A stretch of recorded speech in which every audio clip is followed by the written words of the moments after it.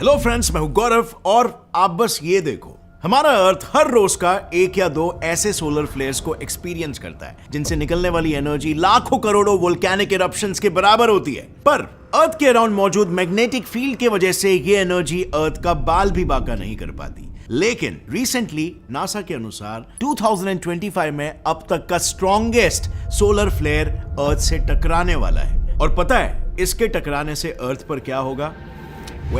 NASA के हिसाब से शुरू हो जाएगा तबाही का एक मंजर। सभी जगह सिर्फ आग की लपटें फैली होंगी और पृथ्वी एक बार फिर से आग का तप्तपाता गोला बन जाएगा। ये सोलर फ्लेयर इतना स्ट्रॉन्ग होगा कि उससे निकलने वाली energy billions of nuclear bombs फटने के बाद जितनी एनर्जी फॉर्म होती है उतनी होगी और उस वक्त मैग्नेटिक फील्ड हमें बचा नहीं पाएगी। So that means soon the sun is going to destroy the अर्थ।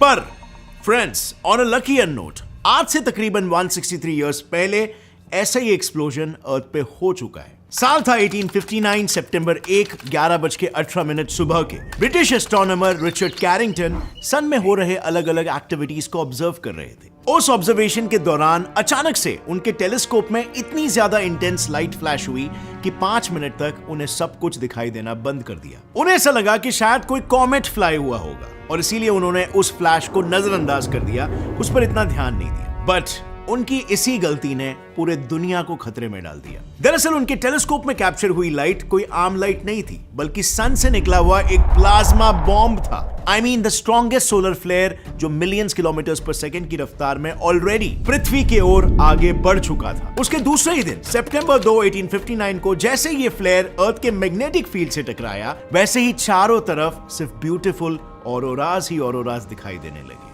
मानो जैसे आसमान अलग अलग रंगों से भर गया था। लेकिन ये ब्यूटीफुल से दिखने वाले ऑरोराज तूफान के पहले की शांति की तरह थे। उनकी ब्राइटनेस इतनी ज्यादा थी कि रात में ही दिन जैसा नजारा हो गया था। यहां तक कि अमेरिका के गोल्ड माइनर्स ने तो उस रात को दिन समझकर माइनिंग की शुरुआत तक कर दी थी। और फिर धीरे धीरे जैसे ही सोलर फ्लेयर में मौजूद चार्ज पार्टिकल्स अर्थ के अपर एटमॉस्फेयर में एंटर हुए, वैसे ही सभी इलेक्ट्रिकल अप्लायंसेस ने, जगह जगह लगे लाइट पोल्स ने, इलेक्ट्रिक ट्रांसफॉर्मर्स ने और टावर्स ने आग पकड़ना शुरू कर दिया।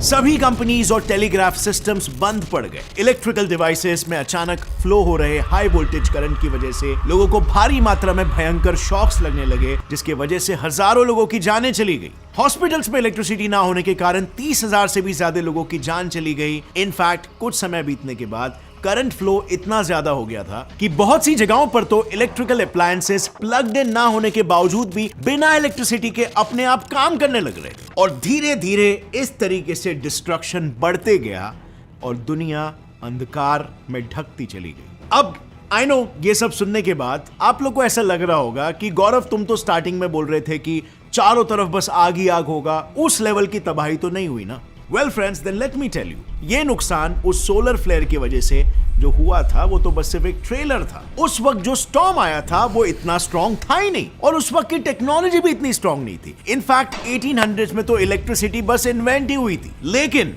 अगर मैं प्रेजेंट की बात करूं, 87% दुनिया इलेक्ट्रिसिटी पर ही चलती है। चारों ओर छोटे छोटे गैजेट से लेकर बड़ी बड़ी मशीनों तक सब कुछ इलेक्ट्रिसिटी पर ही चलता है। और इसके ऊपर जैसे मैंने पहले बताया था, नासा के कैलकुलेशंस के अनुसार अभी आने वाला सोलर फ्लेयर स्टॉर्म 1859 के मुकाबले 100 गुना ज्यादा बड़ा होने वाला है, जिसे अगर एनर्जी के टर्म्स में कैलकुलेट किया जाए तो 1000 गुना ज्यादा इंपैक्ट। मतलब इट्स अ ग्रेव कंसर्न। जिन टेक्नोलॉजीज के बल पर हम जी रहे हैं, वही टेक्नोलॉजीज पोटेंशियली हमारे मौत का कारण बन सकती है। नासा ने सन से आ रही सोलर फ्लेयर्स और रेडिएशन की स्टडीज के लिए advance composition explorer ACE satellite को लॉन्च तो किया है, पर जैसे ही वो सैटेलाइट सोलर फ्लेयर को डिटेक्ट करेगा और वो इंफॉर्मेशन हम तक पहुंचाएगा, हमारे पास पृथ्वी को बचाने के लिए सिर्फ और सिर्फ 30 मिनट्स का समय होगा। और इतने कम समय में पूरे अर्थ को इस तबाही से बचाना नेक्स्ट टू इम्पॉसिबल होगा। रीजन उसकी स्पीड। ये सोलर फ्लेयर कैलकुलेशंस के हिसाब से मिनिमम 48 करोड़ 28 लाख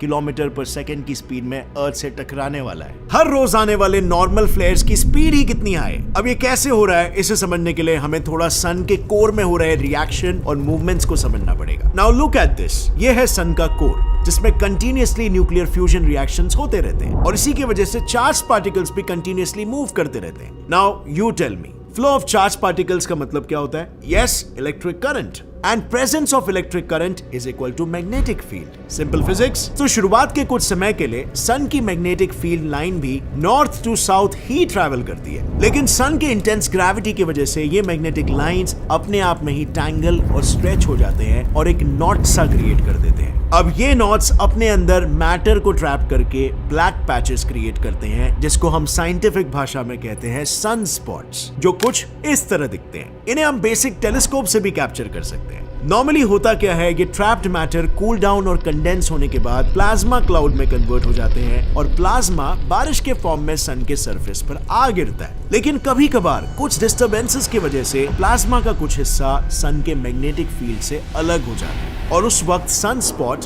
किसी बंदूक से छोड़ी गई बुलेट की तरह मैग्नेटाइज प्लाज्मा क्लाउड को लाइट के स्पीड से सोलर सिस्टम में फायर करता है। और ये तभी होता है जब सन की मैग्नेटिक फील्ड हर 11 साल के बाद खुद को रीऑर्गेनाइज करती है और अपनी पोलैरिटी को चेंज करती है। दैट मीन्स हर 11 साल में ये सोलर फ्लेयर सोलर सिस्टम में फेंके जाते हैं। पर क्योंकि सोलर सिस्टम में अर्थ इकलौता ऐसा हैबिटेबल प्लैनेट है और इसीलिए हम पर उसका ज्यादा इम्पैक्ट दिखाई देता है। पिछले बार ये फ्लेयर्स टकराए थे साल 2014 में और अब 11 साल बाद ये फ्लेयर्स फिर से एक बार 2025 में टकराने वाले हैं। और अब अगर ये सोलर फ्लेयर अर्थ से टकराए तो यहाँ पर हमें सीरियस लॉस हो सकता है, and I am even talking about mass extinction. क्योंकि जैसे ये फ्लेयर अर्थ की तरफ आगे बढ़ेगा, सबसे पहले इसका सामना होगा अर्थ की मैग्नेटिक फील्ड से। साथ ही स्टॉर्म में फ्लेयर में मौजूद चार्ज पार्टिकल्स अर्थ के अराउंड ऑर्बिट कर रहे सैटेलाइट से हाई स्पीड से टकराकर सभी सैटेलाइट्स को डैमेज कर देंगे, जिसकी वजह से अर्थ पर मानो सैटेलाइट्स की बारिश होने लगेगी। यू सी, नॉर्मली सैटेलाइट का एक छोटा सा टुकड़ा भी अगर अर्थ पर गिर जाता है तो उससे निकली हुई एनर्जी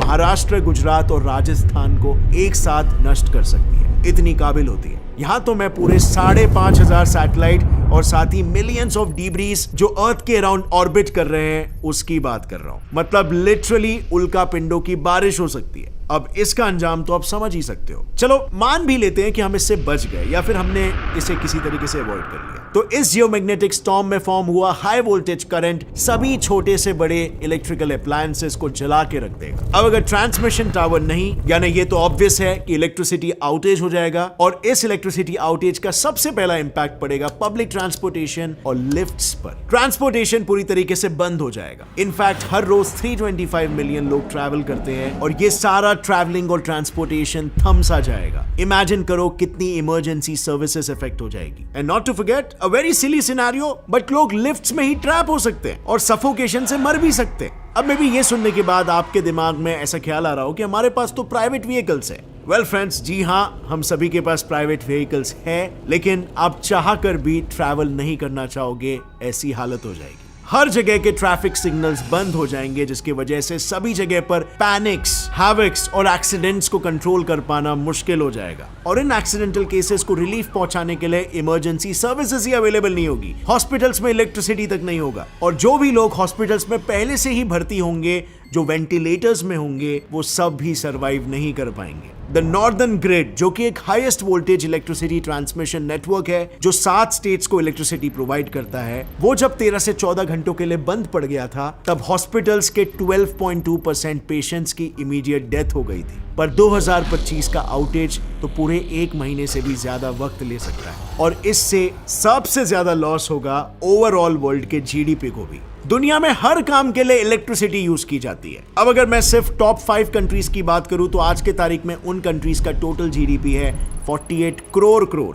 पर ये तो सिर्फ 5 कंट्रीज की बात हो रही है, मतलब सोचो पूरे जीडीपी में कितना लॉस होगा। But let me also remind you this, loss तो हम तब फेस करेंगे जब जिंदा बचेंगे, क्योंकि साइमल्टेनियसली ये सन से आ रहे इन रेडिएशन का असर पृथ्वी के जीव जंतुओं पर भी दिखने लगेगा। इन रेडिएशंस की वजह से स्किन कैंसर जैसी बीमारियां होने लगेंगी, पर साथ ही में इम्यून सिस्टम भी खराब होने लगेगा। अब अगर इम्यून सिस्टम वीक होने लग गया, यानी ह्यूमन बॉडी बैक्टीरियाज और वायरसेस का घर बनने लगेगी, ज्यादा प्रोन हो जाएगी, जो एक एक करके लोगों को बीमारियों के चपेट में लाएंगे। And once again, no emergency services available, so it can turn into a big catastrophic event. But wait a minute, क्या सच में ऐसा होगा क्योंकि इतिहास में हुए ऐसे ही इनफैक्ट इतने ही स्ट्रॉन्ग इवेंट ने तबाही के बजाय अर्थ के कई सारे राज पर से पर्दा हटाया था। 774 सी में हुए सोलर फ्लेयर एक्सप्लोजन की वजह से एटमॉस्फेयर में कार्बन 14 की मात्रा अचानक से बढ़ गई थी। एक्चुअली होता यह है कि कॉस्मिक रेज अर्थ के एटमॉस्फेयर में मौजूद स्टॉर्म्स के न्यूट्रॉन्स को अलग कर देते हैं और फिर ये न्यूट्रॉन्स नाइट्रोजन एटम्स के साथ कंबाइन होकर कार्बन 14 में कन्वर्ट हो जाते हैं। उसके बाद ये एटम्स ऑक्सीजन के साथ कंबाइन होकर कार्बन डाइऑक्साइड प्रोड्यूस करते हैं और यही कार्बन डाइऑक्साइड को एब्जॉर्ब करके प्लांट्स फोटोसिंथेसिस कर पाते हैं। साइंटिस्टों का यह तक कहना है कि अगर कार्बन 14 की मात्रा नहीं बढ़ती तो प्लांट्स, उन पर जिंदा रहने वाले माइक्रो ऑर्गेनिजम्स, ह्यूमंस, एनिमल्स और सी क्रीचर्स कभी भी इवॉल्व ही नहीं होते। यानी कि इससे हम ये भी कह सकते हैं कि सोलर फ्लेयर्स हमें अर्थ के एवोल्यूशन में मदद करते आए। So friends, we clearly establish over here कि it's a boon as well as it can be a bane. So आज के तारीख में आप जितना भी इसे हेट करना चाहो, लेकिन सच बात तो यह है कि इसी की वजह से आज हम यहां पर जिंदा भी है। So what are your thoughts on it? क्या आपको ऐसा लगता है कि साइंटिस्ट ऐसा कोई तरीका इजाद कर लेंगे जिसकी वजह से हम इस सोलर फ्लेयर से बच सकते हैं, या फिर ये एक मैसिव डिस्ट्रक्शन क्रिएट करेगा? लिखिए नीचे अपनी राय इन द कमेंट सेक्शन। और अगर इस वीडियो से आपको कुछ भी नया सीखने मिला, एक लाइक जरूर ठोकना। गेट्स अप्लाई साइंस चैनल को भी सब्सक्राइब कर लो और बेल नोटिफिकेशन दबाओ ताकि आगे आने वाली हमारी कोई भी वीडियो की अपडेट आप मिस ना कर सको।